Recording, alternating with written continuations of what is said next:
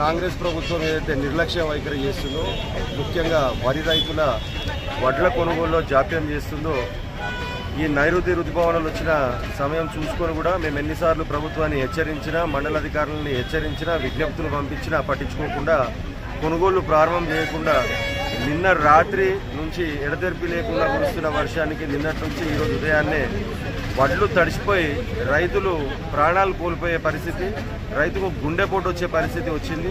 ఈరోజు వడ్ల కొనుగోలు కేంద్రాల్లోకి వెళ్ళి చూస్తే అన్నదాతలు ఎవరైతే ఉన్నారో వాళ్ళు కళ్ళ నీళ్లు పెట్టుకొని, అన్న మమ్మల్ని పట్టించుకోవట్లేదు ఈ సర్కారు, మా ఓట్లతో గెలిచిన ఎమ్మెల్యే కూడా మా దగ్గరికి ఒకసారి కూడా రావట్లే, అన్న నువ్వన్నా కనీసం మాతో పాటు మద్దతుగా ఉండంటే ఈరోజు వారికి మద్దతుగా నిలబడి ఇక్కడ అర్లీ దగ్గర రాస్తారోకో ధర్నా చేయడం జరిగింది. దానికి ప్రభుత్వం చూస్తే అన్నదాతలు ఎవరైతే ఉన్నారో వాళ్ళు కళ్ళ నీళ్లు పెట్టుకొని, అన్న మమ్మల్ని పట్టించుకోవట్లేదు ఈ సర్కారు, మా ఓట్లతో గెలిచిన ఎమ్మెల్యే కూడా మా దగ్గరికి ఒకసారి కూడా రావట్లే, అన్న నువ్వన్నా కనీసం మాతో పాటు మద్దతుగా ఉండంటే ఈరోజు వారికి మద్దతుగా నిలబడి ఇక్కడ అర్లీ దగ్గర రాస్తారోకో ధర్నా చేయడం జరిగింది.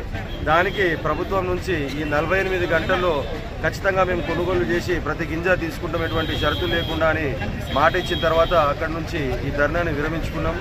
దీనికి తోడ్పడినటువంటి, దీనికి సహాయ సహకారాలు అందించినటువంటి ఇక్కడ స్థానిక నాయకులందరికీ పేరు పేరున ధన్యవాదాలు. మరియు పోలీస్ డిపార్ట్మెంట్ కానీ ఈ ధర్నాలో కూర్చొని పాల్గొన్నటువంటి రైతులందరికీ కానీ నా యొక్క ప్రత్యేక ధన్యవాదాలు.